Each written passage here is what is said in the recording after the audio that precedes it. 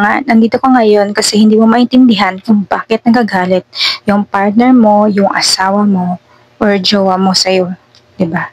So, ngayon pag-uusapan natin siya kung bakit nga ba nagagalit sa'yo nang hindi mo talaga alam yung dahilan. Yung ito, hindi ko naman lahat ng babae na tupakin kasi meron talaga mga babae na hindi naman talaga. And mostly, yun nga, marami talagang mga babae na tupakin at maraming hindi aware na mga partner or asawa or jowa or mga lalaki, yun nga, lalo na sa mga lalaki, hindi talaga nila aware. Hindi talaga sila aware kung bakit ganon yung ugali or yung topak ng kasama nila or yung topak ng mga babae. So, ginawa ko yung video ito para rin maging aware kayo. Meron din namang masisearch na iba about dito, but syempre iba-iba tayo ng experience pagdating sa mga ganito, yung kung bakit nagiging na hindi natin maintindihan yung isang babae. So, ayun nga, based on my experience din naman, siguro maidadagdag lang din ako. Pero hindi ko nila lahat ng babae, 'di ba, na katulad kayo sa akin. So, meron naman talagang babae na hindi talaga tupakin or hindi naman talaga masyadong sensitive.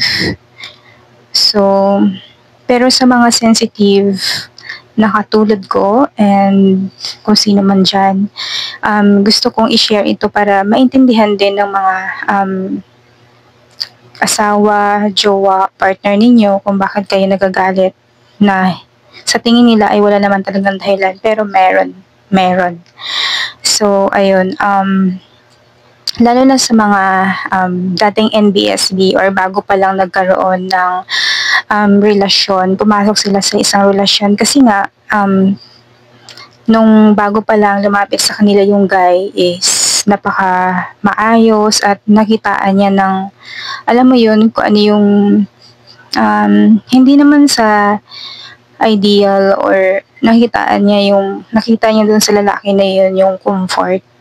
Sana maging consistent siya kung ano yung pinakita niya, yung nanliligaw pa siya hanggang magkasama na sila, 'di ba, sa isang bahay or mag-asawa na sila or magpartner sila. So, sa tingin ko, makakatulong ito sa inyo guys, sa mga lalaki dyan, para maintindihan nyo yung mga partners nyo, asawa nyo at jowa nyo.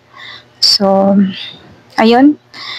Siguro nagtataka kayo minsan kung bakit parang bigla na lang nagagalit yung asawa ninyo or jowa nyo, partner nyo, o kung ano man yung tawag niya dyan. Maybe, siguro mag-start tayo sa mood niya. Pag nasa bahay, kunyari, baka siguro magulo yung paligid dahil sa'yo, di ba? Siguro kailangan mo siyang tulungan or siguro pag may time ka is pareho kayong maglinis, di ba? Or magkusa ka na linisan yung paligid. Parang ganon. And then siguro wala ka ng time na kausapin siya. Kaya siya nagagalit sa'yo. Or, di ba, hindi niya lang masabi na kausapin mo siya, kausapin mo ako, ganun. Di ba? Napaka-importante talaga sa isang relasyon or sa isang babae yung meron kang time sa kanya na kausapin siya or pag-usapan yung mga bagay-bagay. Di ba? And then, marami pa. Ano ba? So, mayroon din naman akong tinake note dito just in case na makalimutan ko yung ibang sasabihin ko. Pero, ayun, nanggaling din naman talaga siya sa akin. And, minsan sa experience ko. Yun. So, yun, kapag nagtatampo siya or may pinag-aawayan kayo, na kahit pa sabihin niyang iwanan mo siya, please, wag mo siyang iwanan or wag mo siyang layuan. Pag sinabi ng layuan mo ako, ayaw kitang makausap, it means gusto kitang kausapin. Gusto kitang kausapin mo ako. Gusto ko ng comfort. Yan yung ibig sabihin nun. And then, bigyan mo siya ng time dahil malaking bagay ang nawawala kapag hindi mo siya binibigyan ng time. Malaking bagay yun na mawawala sa kanya. Kasi sa mga babae kasi is napaka-importante talaga yung time ninyong dalawa. And mostly, lalo na kapag siya lagi yung nag-e-effort na magkaroon kayo ng time sa isa't isa. So, dapat kayo mga guys, dapat maintindihan ngayon, dapat bigyan nyo sila ng time. Kasi minsan, yun din yung pinanguugatan ng kung bakit may topak yung um, girlfriend, asawa, or partner ninyo. Then, iparamdam mo, priority mo siya kaysa sa ano pa mga bagay. Ayun. Kapag nararamdaman niya kasi na hindi siya priority, ayun, parang baka iisipin niya na hindi mo na siya mahal or siguro meron ka ng iba or mas mahalaga pa yung ibang bagay kumpara sa kanya. Parang nawawala na siya ng value, kumbaga. Parang, ayun nga, sinasantabi mo na lang siya. Ayun. Yung, alam mo yun, kahit konting gestures lang,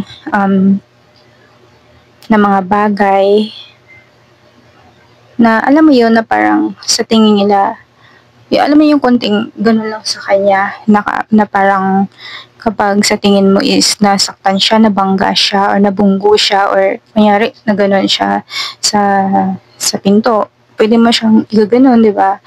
Parang, alam mo yung konting gestures lang, pero malaking bagay na yun sa kanya, nakakataba na yun ang puso para sa kanya. Ayun. Or kahit ano pa man dyan, or kahit na sabihin natin kapag kunyari nasa labas kayo ng bahay, naglalakad kayo, pwede nyong, kunyari medyo umambon, di ba? So, meron kayong cup, tapos yung girlfriend nyo, asawa nyo, or partner nyo is wala. So, pwede nyo i-offer yung cup na meron kayo. Yung parang ganun, yung mga maliliit lang na mga bagay, pero alam mo yun, nakakataba ng puso at napakalaking, malaking factor na yun sa kanya. Alam mo yun, di ba, napakasimple lang ng gusto ng mga babae na kahit maliit lang na bagay na maibibigay mo sa kanila, konting effort lang na maibibigay mo sa kanila is malaking bagay na yun. At alam mo yun, magdadala na yun ng happiness sa buong maghapon niya. Ayun. Yun na nga, dahil kahit gaano ka pa kagwapo, kayaman, kung yung babae ay hindi yun ang hablos sa'yo, talagang magsasawa yan kapag hindi mo pinahalagahan. So, tama yun guys. Kapag hindi mo siya pinahalagahan, yung kahit paulit-ulit siya nagbibigay ng effort, siya yung nagbibigay, andyan siya lagi sa'yo, binibigyan kayo ng time, and then hindi mo yun pinapahalagaan, hindi mo yun nakikita, kahit gaano ka pa kagwapo, kayaman, talagang aalis at magsasawa yung babae sa'yo. So yun, tatahimik lang yan, and hindi yan magko-complain. May mga taong gano'n, hindi magko-complain yan, pero mapapansin mo na lang is amat-amat or dahan-dahan na nawawala yung alam mo yun, yung love niya sa'yo, yung care niya sa'yo. Totoo yun. Kaya dapat hanggat nandyan siya sa'yo, dapat gantihan mo din yun para pareho kayo, di ba? Same yung nararamdaman nyo, same yung effort na binibigay nyo sa isa't isa. Hindi yung kapag nawala na, bago mo mararamdaman or bago mo marirealize or ma-appreciate na oo nga pala no, grabe pala yung effort na binigay niya sa akin, sinayang ko lang, diba? Unless kung wala kang pakialam sa feelings ng isang babae. And then, so wala naman masama na alam mo yun, yung mahalin mo yung parents mo ng sobra-sobra. Pero 'di ba kahit nga sa Bible, nakalimutan ko kung anong verse, kung saan yung part na yun, pero nabasa ko yun before na kapag nag-asawa kayo is magsiseparate kayo sa mama at papa mo or sa family mo, magsasama kayo ng asawa mo at kayo ay magiging isa. 'Di ba? Nakalagay yun doon. And yes, So, kasama talaga siya kaya hindi natin masisisi talaga na minsan may mga babae na kapag mamasbo yung isang tao o yung isang lalaki is parang nagkakaroon ng jealousy. Yung parang alam mo yun, yung parang kasi nafe-feel niya na parang mas favorable yung isa sa isa. Pero hindi naman lahat. Hindi lahat ng babae is ganon kasi naiintindihan niya yung nararamdaman ng isang lalaki kasi gusto ng isang lalaki na makatulong sa parents niya, 'di ba?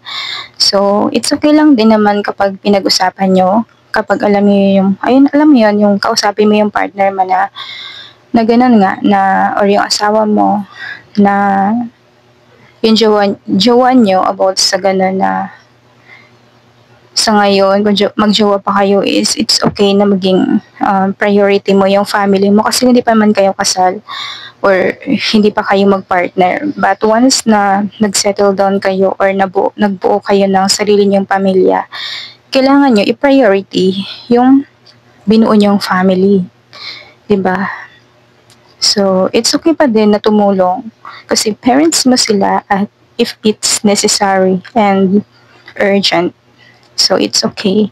But, not too much na parang mas jowa or mas asawa mo pa yung alam mo yon yung turingan nyo ng mother mo kumpara doon sa jowa, sa partner, or sa asawa mo. 'Di ba? Dapat meron ka ring doon, meron ka ring boundaries. And then, siguro marami magre-react dito sa sinabi ko na itong mamas boy na to. Ayun, intindihin mo siya, alamin mo kung bakit gano'n ang moods niya, 'di ba? Kasi minsan, kapag yung babae nag-iiba, nag-change ng hormones ba yun, is yun nga, umiiba talaga yung mood niya. At minsan sa sarili niya, hindi niya rin maintindihan yon. At kahit na sinasabihan niya yung sarili niya na huwag kang magalit, ayokong magalit. Pero kapag nakita ka niya, yun pa rin yung lumalabas. Yung parang naiinis pa rin siya, di ba? Or maybe, may dalawang bagay kasi kung bakit nilalabas ng isang babae yung totoong kulay niya, yung pagiging magagalitin niya. Number one is comfortable siya sa'yo na sabihin yung mga bagay-bagay. Number two is para malaman mo dahil may care siya sa'yo at gusto niyang maayos kung ano man yung meron na sa tingin niya is ikaka-give up mo pagdating ng panahon. And ano pa ba? Siguro idagdag ko dito yung for your awareness na kapag hindi mo alam, gusto niyang malaman mo or pasok siya doon sa pangalawa. Ayun, parang meron kasi akong thinking na parang gusto kong idagdag, hindi ko lang makuha. Ano ba yun? Oh, okay, move on tayo doon. So, ayun, intindihin mo siya kung iba yung mood niya. Kausapin mo siya kung ano yung kinagagalit niya, pag-usapan niyo kasi gustong-gusto ng mga babae yung kinakamusta siya at alam mo yun, yung tinatanong siya or pinapag-usapan yung araw ninyo, hindi lang siya, pati ikaw. Gusto niya kasi parang nag-update din siya or nag-update kayo sa isa't isa kung ano na yung mga nangyayari sa inyo. Ganun. And then, ayun, mapa social media man yan or nasa labas man kayo ng tahanan nyo or naglalakad-lakad kayo sa mall or kahit saan pa man yan, dapat kahit napakaraming babae na dumaan na napaka-sexy or napakaganda, kailangan hindi niya ma-feel or hindi niya maramdaman na insecure siya or hindi niya maramdaman na meron pang mas maganda sa kanya. Dapat siya ang pinakamaganda sa mga panahon na yon, kung saan man kayo pumunta. Dapat hindi siya nakakaramdam ng alam mo yon, na parang pag-awayan niyo dahil nagsiselos siya kasi ganito ka makatingin sa babae na sexy na dumaan, di ba? Sana walang ganon. Hindi niya maramdaman yung ganon. Kaya hangga't maaari, iwasan ninyo tumingin. So, although hindi naman talaga maiiwasan tumingin kasi may mata nga tayo, 'di ba? So, kung attractive man tayo or attracted tayo sa isang person, kasi siya nga mismo babae siya pero pinipigilan niyang tumingin sa ibang lalaki na mas mature, mas gwapo pa sa'yo, 'di ba? Pero, tapos ikaw makikitaan niya na gano'n.